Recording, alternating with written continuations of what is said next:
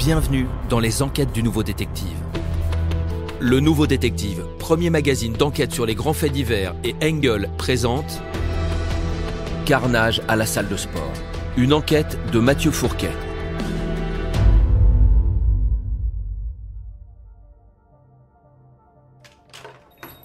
Lorsqu'il entre dans ce bar de Nîmes, Ludovic Bertrand a le visage fermé. Il se laisse lourdement tomber sur une chaise, comme s'il croulait sous le poids de son propre corps. Puis il annonce à l'ami qui l'interroge du regard « Laura et moi, on se sépare. Elle est repartie chez ses parents. » Ludovic est triste, mais pas vraiment surpris. On se disputait tout le temps, ça pouvait pas durer. Une idée surtout le console, qu'il livre avec philosophie, car elle explique tout.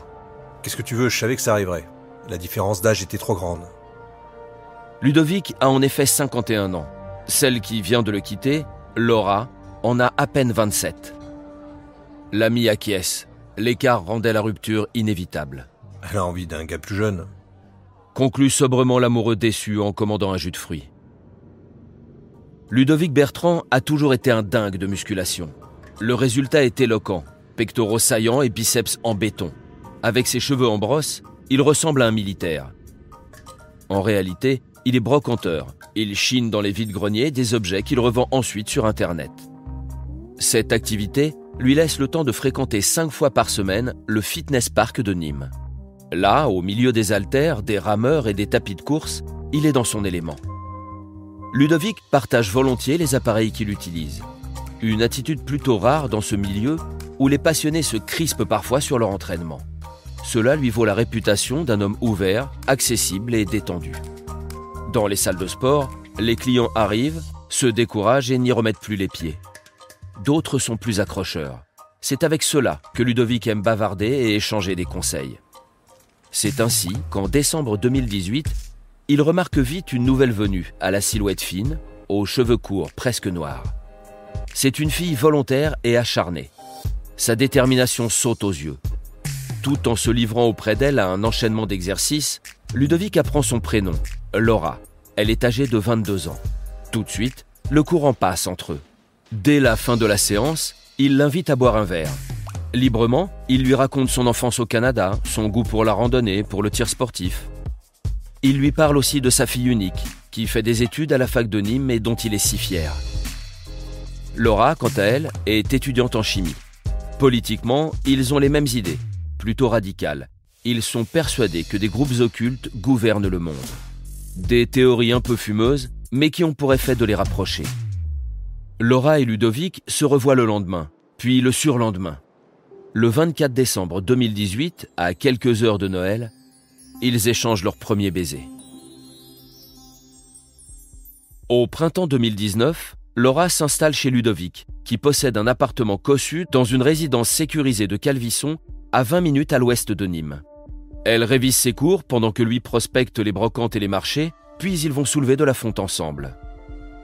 Quand Laura rentre des cours, elle trouve souvent un plateau de sushis préparé pour elle, ou une rose rouge accompagnée d'un mot tendre. Ludovic a le goût des petites attentions. Il connaît la fleur préférée de sa jeune compagne, l'orchidée.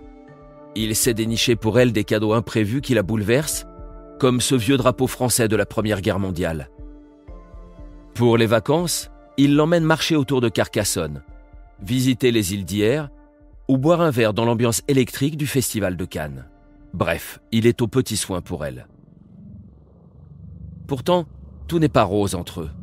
Quand Ludovic invite ses vieux potes à dîner, Laura boude ses tablés d'hommes qui ont l'âge de son père. Mais dès qu'ils se retrouvent seuls, l'idylle renaît. Les amoureux ont l'intelligence de clarifier leur rapport dès le début. Ludovic ne veut pas de mariage, pas d'enfant, Laura non plus. Elle se contente de s'offrir un chien, Scotty. Ce qui compte pour elle, ce sont ses études et son entraînement sportif. En 2020, malgré la pandémie, elle passe son Master 2 et décroche dans la foulée un emploi chez Phytocontrol, un laboratoire d'analyse nîmois.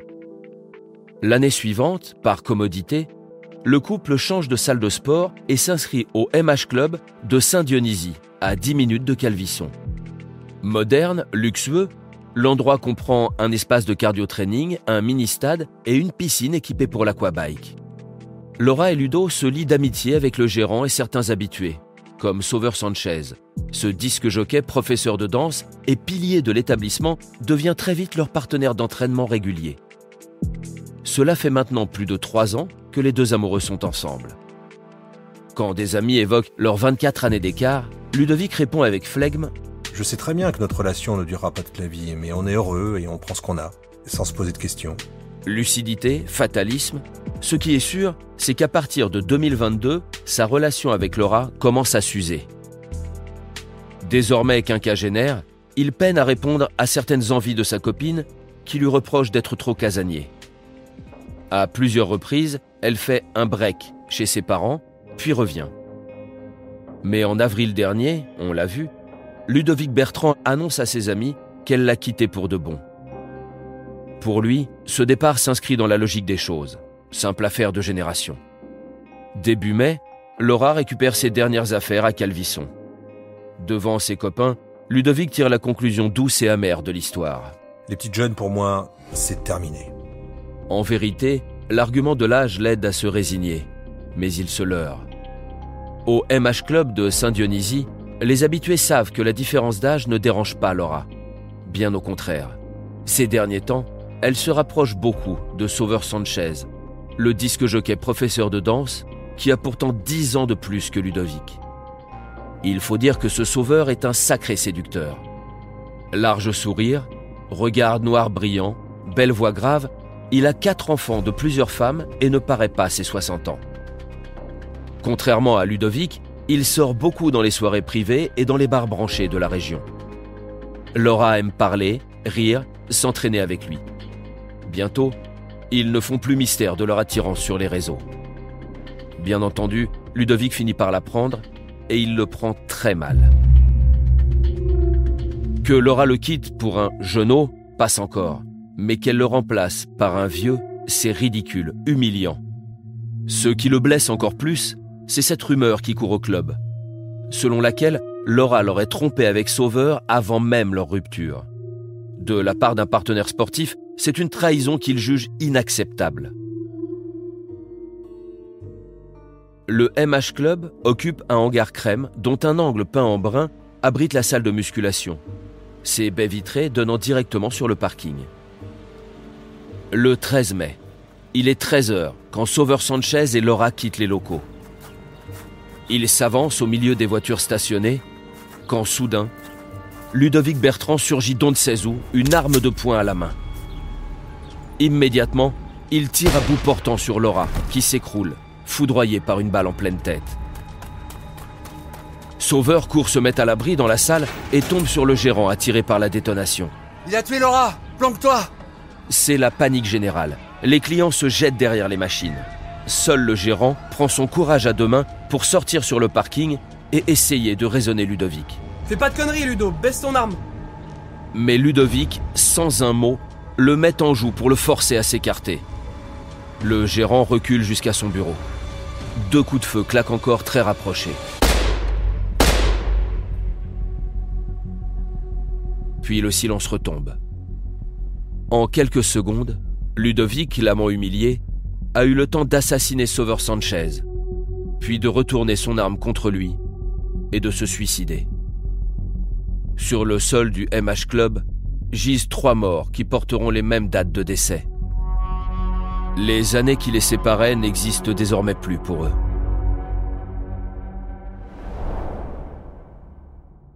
Pour ne rater aucun épisode, abonnez-vous à notre podcast sur votre plateforme d'écoute et retrouvez tous les mercredis nos enquêtes dans le magazine Le Nouveau Détective. Nos podcasts et nos enquêtes sont également disponibles sur lenouveaudétective.com.